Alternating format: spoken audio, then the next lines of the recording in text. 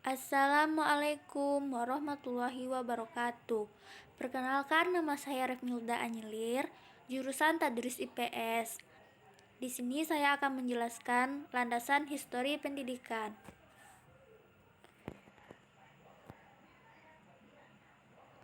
Landasan histori pendidikan. Landasan histori pendidikan. Pengertian landasan histori pendidikan yang dimaksud dengan landasan histori pendidikan adalah sejarah pendidikan di masa lalu yang menjadi acuan terhadap pengembangan pendidikan di masa kini. Landasan histori pendidikan merupakan landasan pendidikan yang berhubungan dengan sejarah pendidikan. Sejarah pendidikan di Indonesia. Sejarah pendidikan di Indonesia. Pendidikan di Indonesia sudah ada sebelum negara Indonesia berdiri. Sebab itu, sejarah pendidikan di Indonesia juga cukup panjang. Pendidikan itu telah ada sejak zaman kuno, kemudian diteruskan dengan zaman pengaruh agama Hindu-Buddha, zaman pengaruh agama Islam, pendidikan pada zaman kemerdekaan pada waktu bangsa Indonesia berjuang merintis kemerdekaan. Ada 3 tokoh pendidikan sekaligus perjuangan kemerdekaan yang berjuang melalui pendidikan. Tokoh-tokoh pendidikan itu adalah Muhammad Syafi'i. Muhammad Syafi'i mendirikan sekolah INS atau Indonesian Netherlands School di Sumatera Barat pada tahun 1926. Sekolah ini lebih dikenal dengan nama Sekolah Kayu Tanam, sebab sekolah ini didirikan di kayu tanam. Maksud Muhammad Syafi'i adalah mendidik anak-anak agar dapat berdiri sendiri atas usaha sendiri dengan jiwa yang merdeka. Kedua, Ki Hajar Dewantara. Ki Hajar Dewantara yang mendirikan Taman Siswa di Yogyakarta.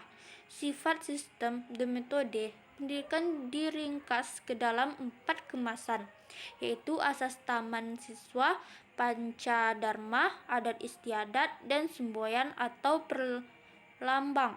Asas taman siswa dirumuskan pada tahun 1922, yang sebagian besar merupakan asas perjuangan untuk menentang penjajahan Belanda pada waktu itu. Ahlan Dahlan. Ahlan Dahlan yang mendirikan organisasi agama Islam pada tahun 1912 di Yogyakarta, yang kemudian berkembang menjadi pendidikan agama Islam. Pendidikan Muhammadiyah ini sebagian besar memusatkan diri pada pengembangan agama Islam dengan beberapa ciri seperti berikut. Asas pendidikannya adalah Islam dengan tujuan mewujudkan orang-orang muslim yang berakhlak mulia, cakap, percaya kepada diri sendiri, dan berguna bagi masyarakat serta negara.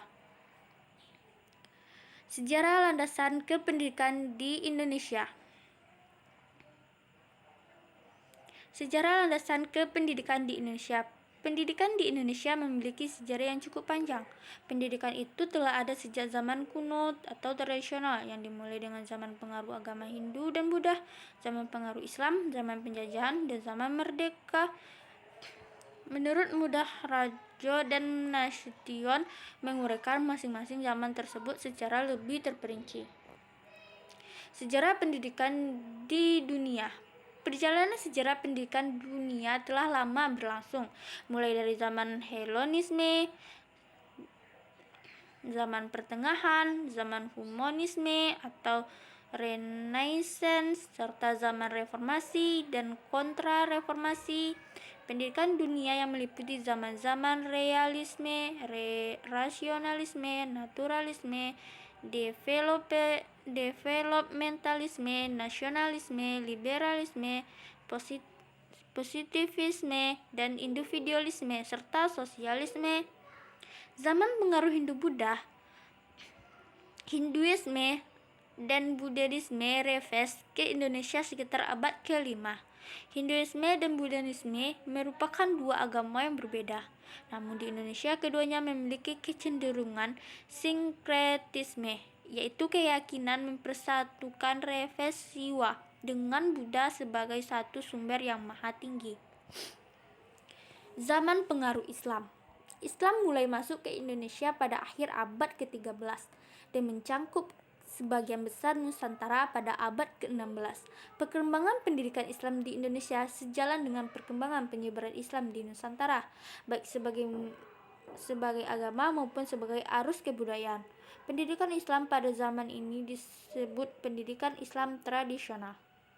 Zaman pengaruh Nasrani atau Katolik dan Kristen.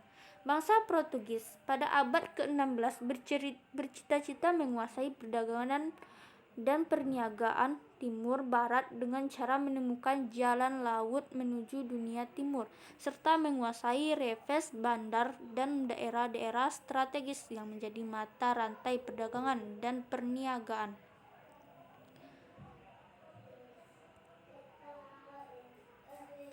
Zaman kemerdekaan.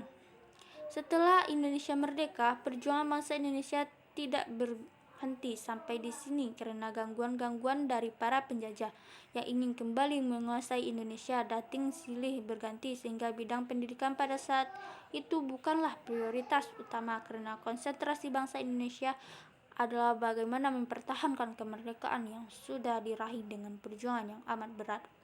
Zaman Orde Lama. Setelah gangguan-gangguan itu mereda, pembangunan untuk mengisi kemerdekaan mulai digerakkan. Pembangunan dilaksanakan serentak di berbagai bidang, baik spiritual maupun material. Setelah diadakan konsolidasi yang intensif, pendidikan Indonesia terdiri atas pendidikan rendah, pendidikan menengah, dan pendidikan tinggi. Dan pendidikan harus membimbing para siswanya agar menjadi warga Revest yang bertanggung jawab sesuai dengan dasar keadilan Revest. Sekolah harus terbuka untuk tiap-tiap penduduk Revest. Zaman Orde Baru. Orde Baru dimulai setelah penumpasan G30S pada tahun 1965 dan ditandai oleh upaya melaksanakan Undang-Undang Dasar 1945 secara murni dan konsekuen.